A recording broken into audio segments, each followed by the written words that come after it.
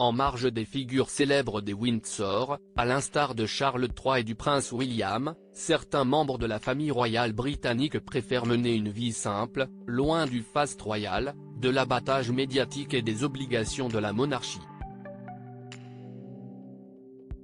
C'est le cas de David Armstrong-Jones, comte de Snowdon et 25e dans l'ordre de succession au trône britannique. Ce dernier, qui fête ses 62 ans en ce vendredi 3 novembre, est le fils de la princesse Margaret, sœur de feu Élisabeth II, et du photographe Anthony Armstrong-Jones, dont elle a divorcé en 1978. Après avoir vu son nom éclaboussé par quelques scandales, le cousin du roi d'Angleterre a préféré rester dans l'ombre et se consacrer à son entreprise de fabrication de meubles sur mesure, baptisée Linolay. David Armstrong-Jones est un passionné d'ébénisterie, de marqueterie et d'artisanat, comme l'indique Paris Match en 2022.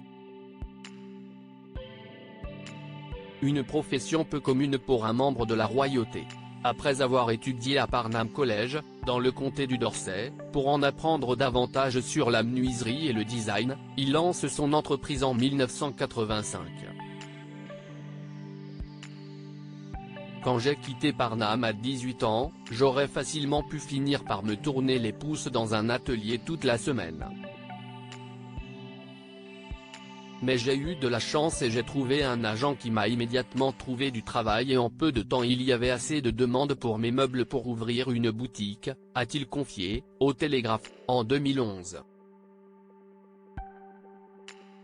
Sur le site de sa boutique en ligne, on trouve une boîte à thé fabriquée à l'occasion du jubilé de platine de sa reine de tante, décédée en septembre 2022, disponible en noyer, citronnier, eucalyptus et sycomore, pour la somme de 378,95 €.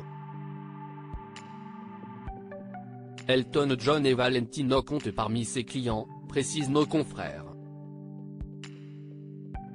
En parallèle de sa marque, David Armstrong-Jones a également été le directeur de la prestigieuse société de vente aux enchères londonienne Christie en 2006. Si est-il difficile d'échapper complètement au travail le week-end parce que je jongle entre deux carrières. Je suis le fondateur de Linolay, une entreprise de meubles et de design d'intérieur sur mesure avec des magasins à Belgravia et Mayfair, et je suis également président de Christie UK, expliquait-il au Télégraphe. Sans oublier ses livres, qu'il a publiés au sujet des meubles et de la décoration intérieure. Un véritable passionné. Supérieur à Royals, quel métier exercent les stars du Gotha ? Retour sur la sextape de David Armstrong-Jones qui a fait scandale même s'il vit loin de la cour, quand il n'est pas à Londres il se rend dans sa maison de campagne dans le Gloucestershire, le créateur de mobilier contemporain a connu son lot de scandales.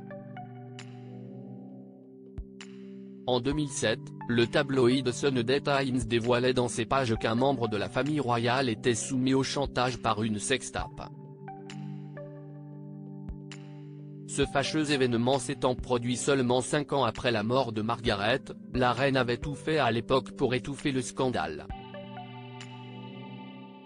Deux hommes ont tenté d'extorquer de l'argent à David Armstrong-Jones, menaçant de révéler une vidéo à caractère sexuel sur laquelle on le voyait aussi consommer de la drogue.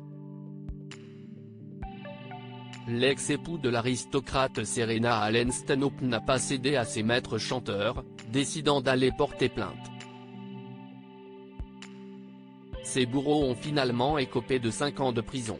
Son nom est réapparu dans la presse en 2012, car c'est dans son château d'Auteuil, dans le Luberon, que la jeune mariée Kate Middleton avait été photographiée en train de prendre le soleil très légèrement vêtue, ajoute Paris Match.